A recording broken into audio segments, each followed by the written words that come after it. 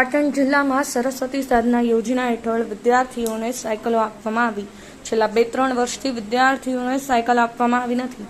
આવી જ સાયકલો પાટણ જિલ્લાના અલગ અલગ વિસ્તારમાં શાળાના ઓરડામાં, શાળાના મેદાનમાં કે અન્ય જગ્યાએ સાયકલ ભંગાર હાલતમાં જોવા મળે છે। આમ જનતા વિચાર કરી રહી છે કે શાળા પ્રવેશોત્સવના નામે મોટો ભ્રષ્ટાચાર થઈ રહ્યો હોવાનું લાગી રહ્યું છે।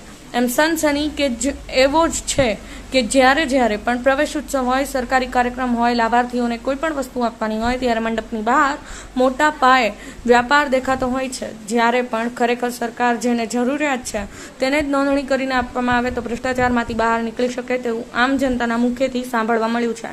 સરકારનું સૂત્ર લો સાયકલ ચલાવો, સાયકલ વેચો, સાયકલ। પાટણ જિલ્લાની અલગ અલગ શાળાઓ ખાતે ભંગાર પડેલી સાયકલની હરાજીનું લિસ્ટ અહેવાલ મીડિયામાં પ્રસારિત થવાથી બહાર આવ્યું। 504 સાયકલની હરાજી કરવામાં આવશે। વિદ્યાર્થીઓને આપવામાં આવેલી સાયકલો આજે ભંગાર થયેલી હાલતમાં જોવા મળી છે। વિદ્યાર્થીઓને સાયકલ આપવામાં આવી નથી। સાયકલોને છેલ્લા 3-4 વર્ષથી શાળાઓમાં કે મેદાનમાં પડી રાખી ભંગાર બનાવી દેવામાં આવી છે। આ બાબતે પાટણનું વહીવટીતંત્ર સફાળું જાગી વિદ્યાર્થીઓને સરસ્વતી સાધના યોજના હેઠળ સાયકલ મળી રહે તેવા પ્રયત્નો કરે તેવા પાટણ શહેર કોંગ્રેસ વતી અમારી માંગણી છે। Rajubhai D Patel, Patan news 24, Patan.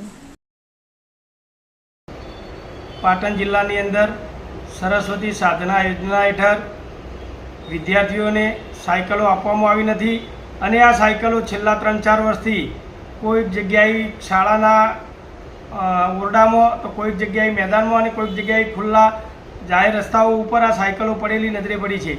ખરેખર આ અંધેર તંત્રની અનાવડતના લીધે વિદ્યાર્થીઓ સાયકલો વિહીન થઈ ગયા છે અને વિદ્યાર્થીઓને સાયકલો મળી નહીં અને સરકારમાં ખર્ચ પડી ગયા છે। તો આ સરકાર જાગે અને આવી સાયકલો જ્યાં જ્યાં પડી છે ત્યાંથી કલેક્ટ કરી અને વિદ્યાર્થીઓને અપાવે એવી અમારી આ પાટણ શહેર કોંગ્રેસ વતી માગણી છે।